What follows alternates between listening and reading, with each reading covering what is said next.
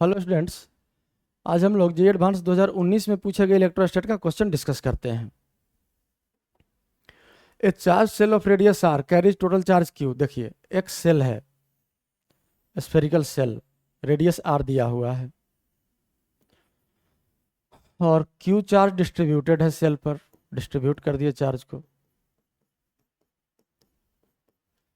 Given phi as flux of electric field through a closed cylindrical surface of height H. एक cylindrical surface है जिसका height है H, radius are दिया हुआ है, with it centre same as that of shell. Spherical shell का और cylinder का दोनों का सेंटर कॉमन है, दोनों का सेंटर एक ही पॉइंट पर है। Here centre of cylinder is a point on axis of cylinder which is equi distance from top and bottom surfaces. देखिए, सिलेंडर में कह रहा है कि सेंटर क्या है, तो डिफाइन किया है कि एक्सिस पर होगा और अपर बेस और लोअर बेस से डिस्टेंस सेम होगा। तो सिलेंडर तो ये जानते हैं आप लोग, ये आप लोगों को जानने का जरूरत नहीं है। अब हम लोग ऑप्शन चेक करते हैं। If h less than 8r/5 and r equal to 3r/5 then phi equal to 0। पहला ऑप्शन है। तो देखिए, सबसे पहले ये आपका डिस्टेंस है r और यहाँ ये डिस्टेंस भी है कितना, r। अगर सिलेंडर का हाइट 2r से ज़्यादा होता, 2r यहाँ से लेके यहाँ तक 2r से ज़्यादा होता, जो कि कम है, 8r/5 है, 2r से कम है, तो ऊपर भी बाहर निकलता सिलेंडर, नीचे भी बाहर निकलता सिलेंडर। लेकिन 8r/5 से भी कम है। हम लोग एक काम करते हैं, 8r/5 के लिए पहले जरा सॉल्व करते हैं कि क्या वैल्यू आएगा। तो देखिए, यहाँ एक सिलेंडर बनाते हैं, यह है आपका सिलेंडर जिसमें हाइट सेंटर, ये सेंटर हो गया। अब टोटल हाइट सिलेंडर का दिया है 8r/5 से कम, हम 8r/5 ले रहे हैं, मतलब ये हाइट हो गया आपका 4r/5 और रेडियस दिया 3r/5, मतलब ये डिस्टेंस हो गया आपका कितना, 3r/5। तो यही तो रेडियस है सेल का। तो अगर पाइथागोरस थ्योरम यहाँ लगाएं तो 4r/5 और 3r/5 रूट अंडर स्क्वायर करके ऐड कर देंगे तो ये वैल्यू r ही आ जाएगा। इसका मतलब कि अगर हाइट 4r/5 इधर तो 4r/5 इधर भी होगा, 4r/5। तो अगर 8r/5 हाइट होता सिलेंडर का तब भी ये सेल के इनसाइड ही रहता। और चार्ज कहाँ है, चार्ज सरफेस पर है सेल के, तब भी सिलेंडर से चार्ज इनक्लोज 0 होता। और ऑप्शन में दिया है कि हाइट लेस देन 8r/5 है, मतलब सिलेंडर इस सिलेंडर के भी इनसाइड है। तो यहाँ तो चार्ज इनक्लोज 0 हो गया, तो चार्ज इनक्लोज 0, क्यू एनक्लोज अगर 0 हो गया तो ऑब्वियसली फ्लक्स का वैल्यू कितना, Q/ε0, तो 0 आ जाएगा। मतलब पहला ऑप्शन आपका सही है। सेकंड ऑप्शन देखते हैं हम लोग, h ग्रेटर देन 2r।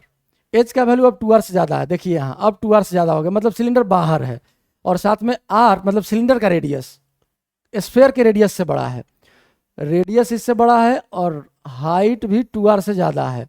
तो अब अगर यहाँ हम लोग ऑप्शन अगर देखें तो ये हो गया आपका सिलेंडर इस केस में, सेकंड केस में। अब सिलेंडर के इनसाइड तो टोटल का टोटल स्फीयर आ गया, तो टोटल चार्ज इनक्लोज कितना हो गया, Q, और फ्लक्स होता है Q/ε0। मतलब सेकंड ऑप्शन भी आपका सही है। अब हम लोग देखते हैं तीसरा ऑप्शन। देखिए, हाइट ग्रेटर देन 2r, मतलब ऊपर भी ज़्यादा है नीचे भी ज़्यादा है, और रेडियस है 4r/5। एक यहाँ छोटा सा डायग्राम बना लेते हैं। देखिए, ये आपका सेल है जिस पर चार्ज डिस्ट्रीब्यूटेड है, और रेडियस इस बार r से कम है, 4r/5 है, मतलब सिलेंडर स्फेरिकल सेल को इस तरह से काटता हुआ गुजरेगा। हाइट तो हालांकि 2r से ज़्यादा है, तो ऊपर भी आगे रहेगा और नीचे भी और नीचे रहेगा। लेकिन रेडियस जो है, ये सेंटर, ये रेडियस जो वैल्यू दिया है, कितना दिया है ध्यान से देखिए, 4r/5। और ये रेडियस कितना है आपका सेल का, ये रेडियस है आपका r। तो ये एंगल अगर हम लोग निकाले हैं तो यहाँ से क्या लिख सकते हैं, cos theta equals 4r/5/r, r cancel हो गया, 4/5। तो यहाँ से थीटा का वैल्यू आ गया, आपको पता चल गया 37 डिग्री। अब देखिए, फ्लक्स अगर लिखना है हम लोगों को तो चार्ज इनक्लोज चाहिए। तो ध्यान से देखिए, इस सिलेंडर में स्फेयर का ये वाला पार्ट है, ये वाला पार्ट ध्यान से देखिए, यही पार्ट इनसाइड द सिलेंडर है। अब अगर इस स्फेरिकल पार्ट को देखें तो इसका बाउंड्री जो होगा, इसका बाउंड्री होगा सर्कुलर, और बाउंड्री अगर सर्कुलर होगा तो अब हम लोग सॉलिड एंगल वाला कंसेप्ट यूज कर सकते हैं। तो ध्यान से देखिए, इस सर्कुलर पार्ट का जो रेडियस है वो सेंटर पर कितना एंगल बनाएगा जिस पॉइंट पर हमको चाहिए, यहाँ से एंगल बनाएगा, ये आया आपका 37, तो ये एंगल आएगा कितना 53 डिग्री। और अब हम लोग फ्लक्स का वैल्यू लिख सकते हैं। फ्लक्स क्या होता है सॉलिड एंगल के टर्म में, Q total charge divided by 4 pi epsilon not और इनटू सॉलिड एंगल। तो जिस सेक्शन का बाउंड्री सर्कुलर हो उसके सॉलिड एंगल का फॉर्मूला होता है 2 pi into 1 minus cos alpha. तो देखिए अल्फा का वैल्यू कितना दिया है 53 डिग्री निकाले हम लोग, तो कॉस 53 कितना हो जाएगा, कॉस 53 होता है आप जानते हैं 3/5। तो ये तो एक पार्ट के लिए हुआ ना, और नीचे में भी तो यहाँ आइडेंटिकल स्फेयर एनक्लोज है सिलेंडर के इनसाइड है, तो यहाँ वाले को भी अगर जोड़े दोनों आइडेंटिकल है तो इसी में क्या करेंगे 2 से मल्टीप्लाई करेंगे। तो देखिए यहाँ 2 इंटू 2 पाई, ये हो गया 4 पाई और ये 4 पाई कैंसिल हो गया। अब बच गया आपका फ्लक्स कितना Q बाई एप्सिलॉन नॉट और 1 माइनस 3/5, तो 1 माइनस 3/5 क्या हो जाएगा 2/5 बचेगा, मतलब 2Q by 5 epsilon not, 2Q by 5 epsilon not.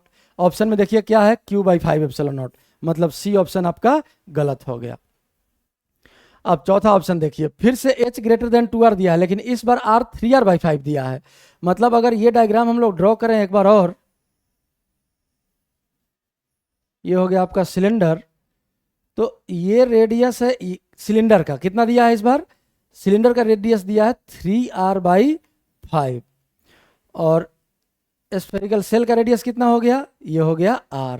तो इस बार अगर ये एंगल निकालेंगे हम लोग तो इस बार ये एंगल आ जाएगा आपका 53। तो यहाँ से अब ये सिलेंडर था, ये सिलेंडर था, तो यहाँ से अगर ये स्फेरिकल पार्ट कितना एंगल बना रहा है इस सेंटर पर, ये देखें तो इस बार ये एंगल कितना हो जाएगा, ये एंगल हो जाएगा 37 डिग्री। और ये एंगल जब 37 हो गया तो अब फ्लक्स क्या लिखेंगे, phi equal to total charge Q by 4 pi epsilon naught into solid angle, तो 2 पाई और 1 माइनस कॉस 37, कॉस 37 क्या होता है 4/5 और इंटू 2, क्योंकि जो ऊपर वाले पार्ट का होगा वही नीचे वाले पार्ट का होगा। यहाँ से सर्कुलर पार्ट नहीं दिखाए हैं, इसका भी बाउंड्री क्या होगा सर्कुलर ही होगा, जैसे इसमें था सर्कुलर बाउंड्री उसी तरह यहाँ भी होगा। तो 2 टाइम्स कर दिए, तो 2 इंटू 2 पाई 4 पाई और 4 पाई कैंसिल और Q बाई एप्सिलॉन नॉट और 1 माइनस 4/5, ये तो 1/5 बचेगा, मतलब ये बच गया आपका Q बाई 5 एप्सिलॉन नॉट। तो देखिए ये ऑप्शन आपका सही हो गया, चौथा option Q by 5 epsilon not. अगर एक्सप्लेनेशन सही लगा हो तो वीडियो को लाइक और चैनल को सब्सक्राइब जरूर कीजिएगा।